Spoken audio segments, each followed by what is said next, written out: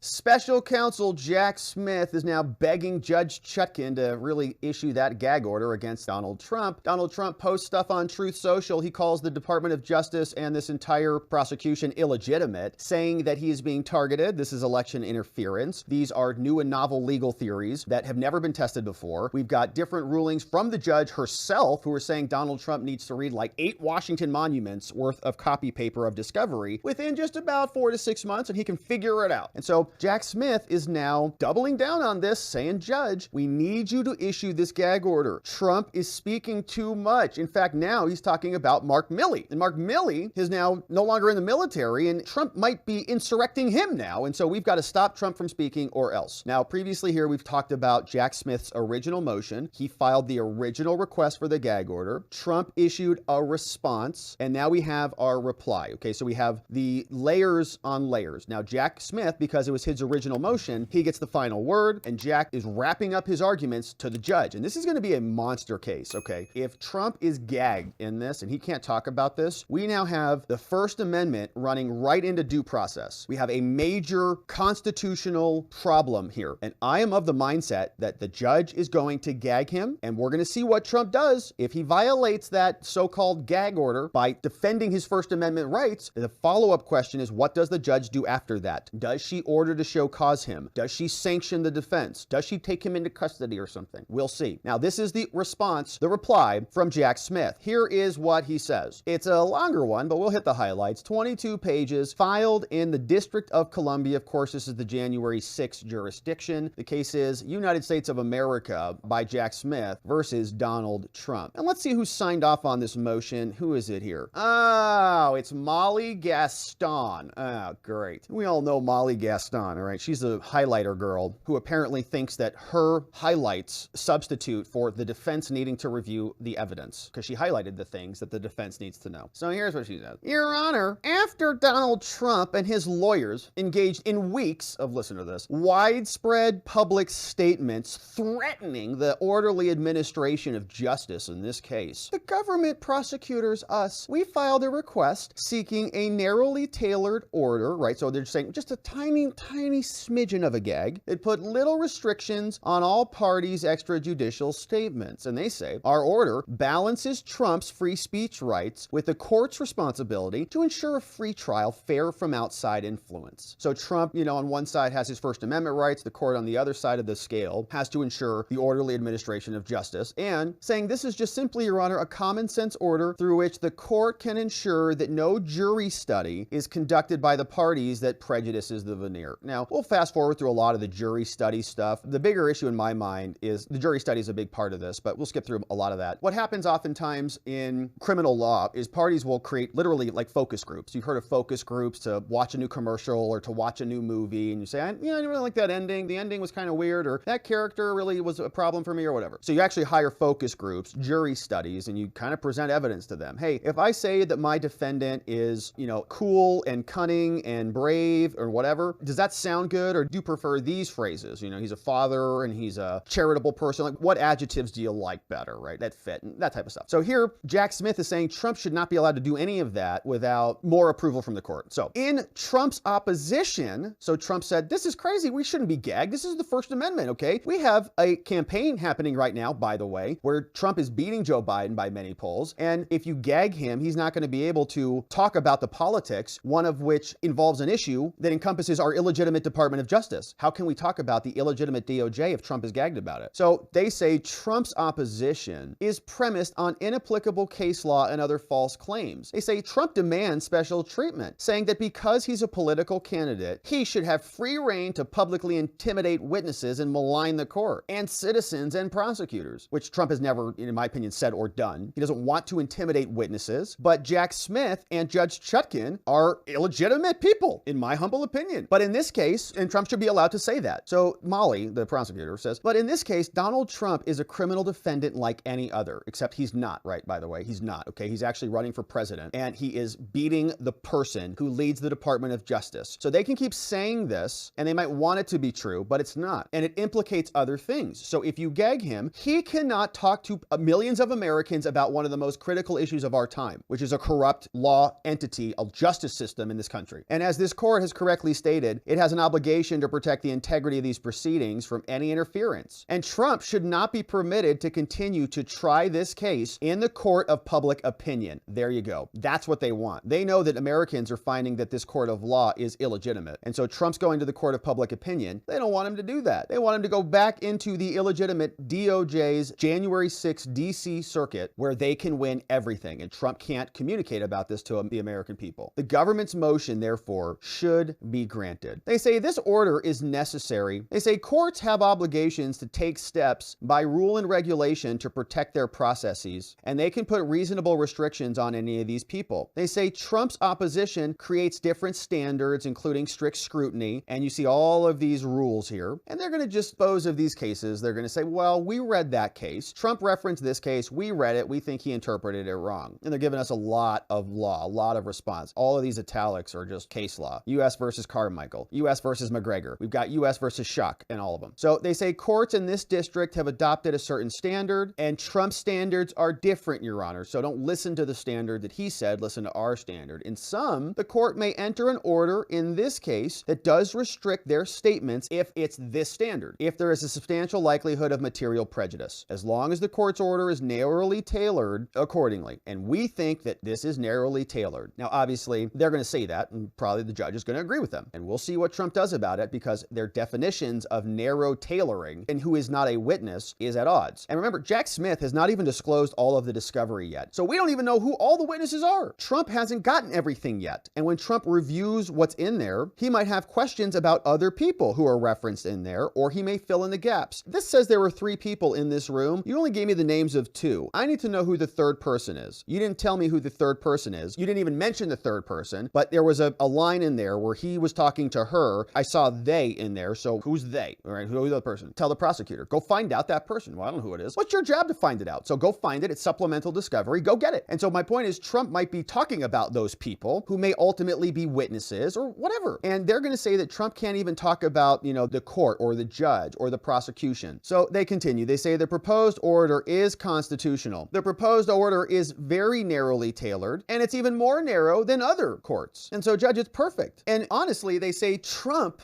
we need this order, Judge, because Trump has been posting a lot of bad, mean truths. They say the need for this order is further evidence. Here's Molly saying, since we initially filed this request, so the government asks for a gag on September 5th, and Trump just goes wild. Since that date, Molly's shocked. She's like, I told him to stop this. Trump has continued to make statements that pose a substantial likelihood of prejudice to this case. For example, on September 5th, shortly before the government filed its motion, Trump posted an article on Truth Social, and he had posted this to more than 6 million followers, making claims about the court with a sarcastic caption, which Molly does not like. Trump said, oh, I'm sure she will be very fair, and an article circulating a false accusation against a special counsel prosecutor with the caption, really corrupt. Molly does not like that. Yeah, sarcasm's bad. And criticizing Jack Smith's circulating a false accusation, according to whom? To you, Molly? It might be true. How do we know? Have we had an investigation? Maybe we should. On September 6th, Donald Trump also posted 2 attacks of the former vice president, a witness in this indictment, okay? So Trump cannot talk about Pence. Guess who Pence is? Oh, a competitor in the primary for the 2024 race. So Trump issued a post attacking Pence, and they say to Trump, nope, sorry, Pence might be a witness. Therefore, Trump cannot comment about it. In relation to this case, saying that he'd seen the vice president make up stories about me, and they're absolutely false, and that Pence had gone to the dark side. So Trump can't comment now about his competitor. Maybe he should not be allowed to talk about Joe Biden too. In an interview that aired on MSNBC, Trump answered more questions for more than an hour, and he said among the following things. He talked about the Georgia Secretary of State, Brad Raffensperger. He said, I didn't do anything wrong during the phone call with Brad Raffensperger. He might be a witness. So can't talk about that. Another witness identified in the indictment, the former Attorney General Bill Barr. Trump said he didn't do his job because he was afraid of being impeached. And then Trump posted this about that little weenie, Mark Milley, who's filled with white rage or whatever. whatever, right? He says, on September 22nd, Trump also falsely claimed that the retiring chairman, Joint Chiefs of Staff, Mark Milley, another witness in this indictment, had committed treason and should be eliminated. Trump posted this. He said, Milley, who led the most embarrassing moment in American history, been grossly incompetent, wasting billions of dollars, left $80 billion of equipment in Afghanistan. Could have been useful maybe for Ukraine, but we'll just make some new $80 billion and give them that, probably $200 billion or maybe a trillion. We'll see. After 20 years, probably a trillion. Anyways, so Trump goes on. He says that Milley obviously is not a good person. And he says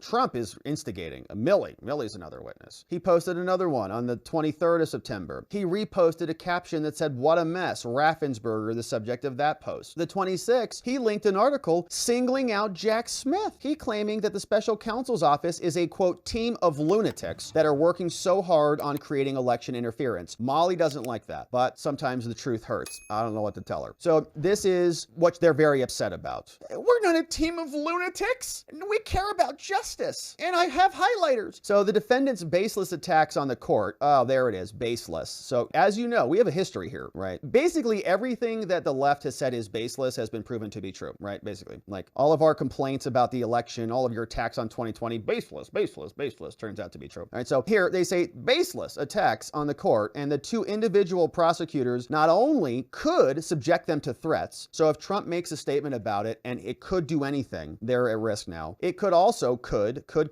cause potential jurors to develop views about the propriety of the prosecution. That's the point. That's the point. Not for the jurors specifically, like nobody's trying to, target the DC jurors. That's not the point. But the point is Trump has the right under his First Amendment to attack the propriety of the prosecution. Okay, that is exactly allowed because he's running for office, and one of the things that is going to be in responsibilities of the new president is, guess what? The Department of Justice. And if the Department of Justice, and I believe this, I think it's probably one of the, if not the biggest issue in this country, because it delegitimizes the whole country. Once the DOJ, once the law falls, this is what we see, right? There are no property rights anymore. There aren't. They just take your business in New York. It's like, if there's no operation of the law, what does the Constitution matter at all? It doesn't. They just crap all over it. So yes, one of the things that the American public can do is vote for somebody who's promising to reform the justice system, to specifically attack the propriety of the prosecution. That's what we do here every day. And they say it's an improper consideration for a juror prior to trial. Now, Trump should not be allowed to say that because he's a defendant. So if they want to no, they always say, wait, Trump can just run for office and say whatever he wants? Wait a minute. Are you saying the reverse is true? You partisan prosecutors can just indict whomever you want and then they have to shut their mouths? Are you serious? How about no? The First Amendment is the first one for a reason. It says here, as we go on, Trump made a bunch of statements. Molly blew a gasket. It says, likewise, Trump's continuing public statements about witnesses are substantially likely to prejudice a fair trial. In Washington, D.C., with 95% Democrats in Judge Chutkan's courtroom? Are you nuts? In his opposition, Trump makes light of some of his previous attacks on witnesses. Well, they're funny. Some of whom are federal and state government figures in their own right. Who cares? They love their own smell. They love their own stench over there at the Department of Justice. We're government people. We stink so bad, but we love how we stink,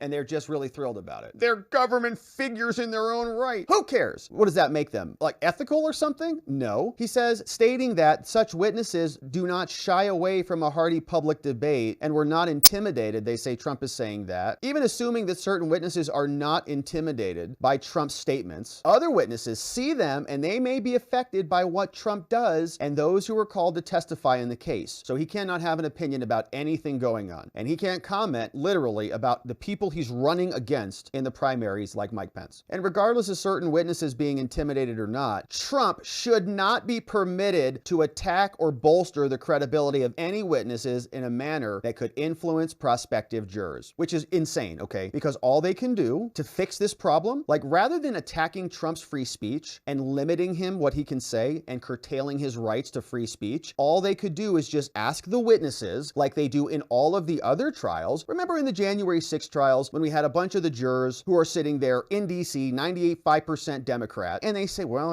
I do hate Donald Trump, I hate the guy, whatever. Can you set that aside? Can you set aside your hatred for Donald Trump in the E. Jean Carroll case and be a good juror? And the Trump haters go, yes, we can. And the judge goes, perfect. You can still be fair and impartial. So why can't we do that same thing here, Department of Justice? They're the ones who make that argument. They're the ones who come out and say, we can salvage these jurors. There's no bias from the jurors. So in this case, we could ask them the same thing. Hey, Mr. DC juror, we fast forward to March, the day before Super Tuesday, when this trial is going to go. Have you heard any Trump's truths? Are you on Truth Social? No? Okay, great. You're a great juror. Come on in. So they can fix this problem by just questioning the jurors. They can fix it on the back end. But that's which is what the government does all the time, but they're not going to ask for that here. Okay. And they know this. And this is dishonest. They know that they can fix this, but they want to shut Trump up. It's not about justice at all. So gross. In addition, the defendant here, Trump's arguments essentially concedes that he is trying this case in the public sphere, not in the courtroom, which is precisely the harm that the rule's designed to prevent, some local rule. And yes, that is what is allowed in this country. That's why it is the First Amendment. You don't get to just indict somebody and then they can't comment on the justice system anymore because you indicted them. Every person would indict their opponent. Then well, you can't talk about me because you're indicted for whatever reason. It is a lunatic type of proposition, but they're not thinking long-term. They're thinking in this case, and they only want to shut Trump up. Trump absolutely has to have the right to contest this in the public sphere. You have to be able to talk about illegitimate prosecutions. If the American people think Trump is crazy and that the DOJ is doing a bang-up job and they're amazing, guess what? They'll vote against him. They'll vote for Joe Biden. But they don't want to give Americans that opportunity. They don't want them to even hear about Donald Trump's opinion on what is happening here because they are censors and bullies and cheaters. That's all they do. So they say Trump here is publicly maligning witnesses like Mike Pence and Bill Barr. He can't comment on them, and very intentionally commenting on the specific topics of their testimony at trial. Good. In the context of a pending criminal case and trial, it is not the solution to the defendant's improper statements to encourage a hearty public debate. They say the government is not trying in this case to unconstitutionally silence Trump, and the proposed order gagging him would not do that. He's made a large volume of posts, but he cannot attack known witnesses, and his opposition misstates the facts. In fact, Trump said this: "If you go after me, I'm coming after you." He published that on August 4th, the day after the arraignment, and that's a great reason to vote for him. In fact, I'm glad that he said that. It gives me more enthusiasm for his candidacy because that's exactly what I want. If the Democrats are going to weaponize the Justice Department to go after their political opponents, I'm sorry that they broke the glass, but they broke the glass. They are the people who started this whole unfortunate decline in American political jurisprudence, but we're here. So he should take over the Department of Justice and prosecute all of these people who corrupted it in the first place, who violated the law to create fake investigations into him, and the list goes on and on. So they say Trump complains that the government's motion is not reasonable, it's overly limiting, and they say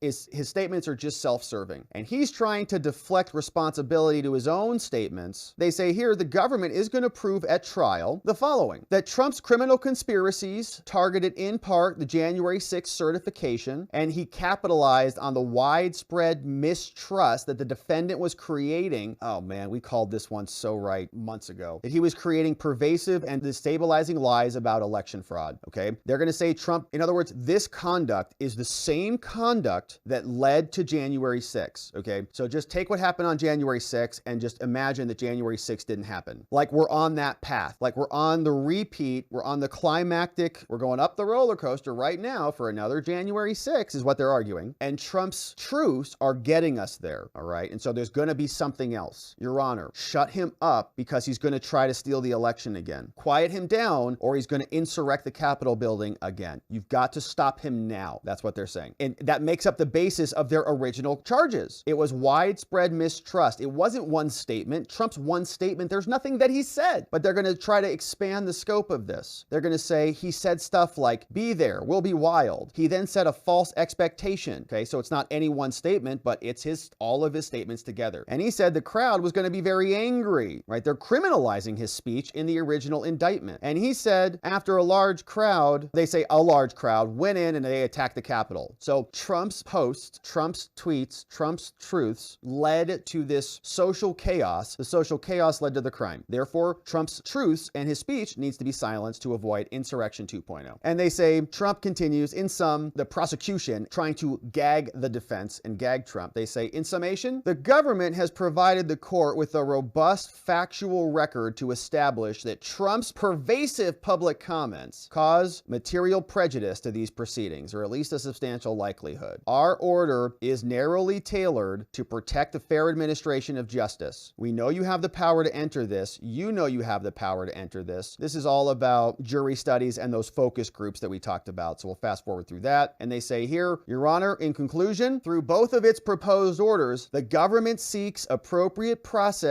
policies for protecting the jury pool, which is 95% Democrat in Washington, D.C., and the integrity of this proceeding. The court should grant the government's motion and enter them. Signed by Molly Gaston, highlighter girl, who says that the defense doesn't need to read anything because she created a roadmap of all the evidence for the defense, which is just like one of the dumbest things I've ever heard, ever. And I think even prosecutors would agree with that. But this is the reply from Jack Smith in response to Donald Trump's objection to Jack Smith's request for a gag order. And we'll see what Judge Chutkan does about it. Now this is the full sandwich. We've got the first motion, Trump's response, and the reply here. So now it's off to Judge Chutkan to decide and see what is appropriate here. And if I had to guess, I think she's probably going to do something here to gag Trump in some way, shape, or form to limit this. And the question is not that, it's what happens next. Because I think Trump has every right and responsibility under the First Amendment to exercise his First Amendment to maximum wingspan in opposition to unconstitutional court orders. And that creates a major conflict, because then if he continues to do that, she might issue an order to show cause and things might get a little bit hairy from there. We'll continue to cover, my friends. Thank you for joining us and subscribing as we do. Thank you for checking out robertgovea.com to sign up for our daily newsletter and read all of the show reports there on the website in case you miss anything. And we'll look forward to seeing you on the next one.